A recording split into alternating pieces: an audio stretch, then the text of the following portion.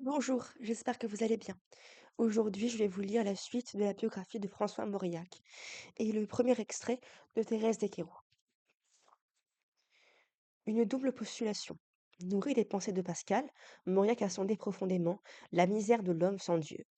Grand lecteur de Baudelaire, il a vu, dans tout homme, à toute heure, deux postulations simultanées, l'une vers Dieu, l'autre vers Satan, et il en a fait le drame essentiel de ces créatures.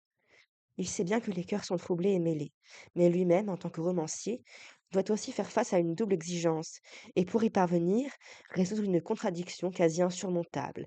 Car si l'art demande harmonie et unité, la vie, toujours tumultueuse, n'offre que mouvance et chaos.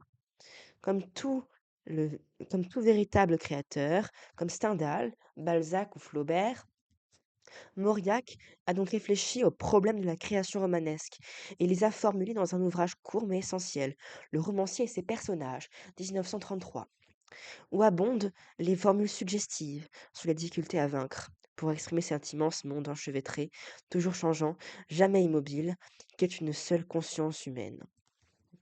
L'art de Mauriac.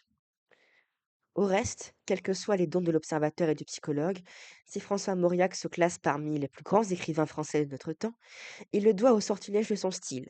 Depuis Chateaubriand, personne peut-être, même Barrès, cet autre enchanteur, n'a mieux su faire monter de la prose française ce chant aux louanges en longue résonance, par lequel, selon le mot de Baudelaire, la pauvre humanité est rendue à sa patrie.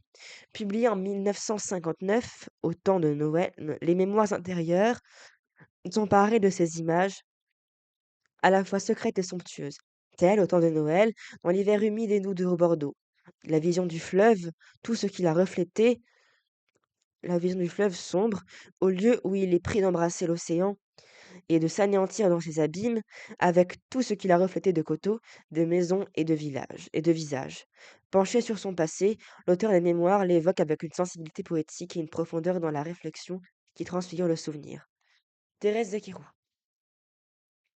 Intelligente et sensible, mais renfermée, Thérèse Desquéroux, Thérèse Larocque d'Argelouse, a épousé, très jeune, Bernard Desquéroux, un voisin de campagne. Leur propriété semblait faite pour se confondre, et le sage garçon était, sur ce point, d'accord avec tout le pays. Très vite, elle a pris en horreur cet homme fruste, trop différent d'elle, et elle tente de l'empoisonner.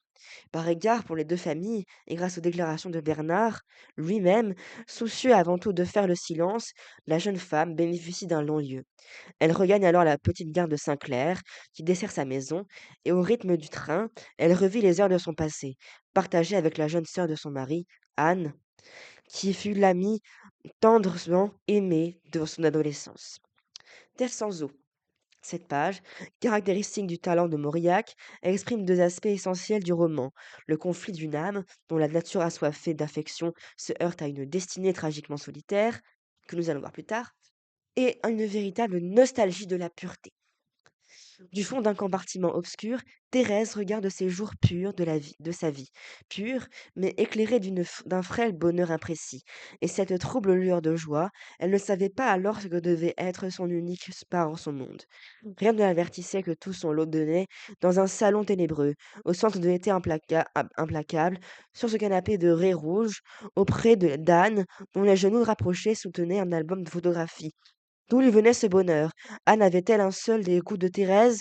Elle haïssait la lecture, n'aimait que coudre, jacasser et rire.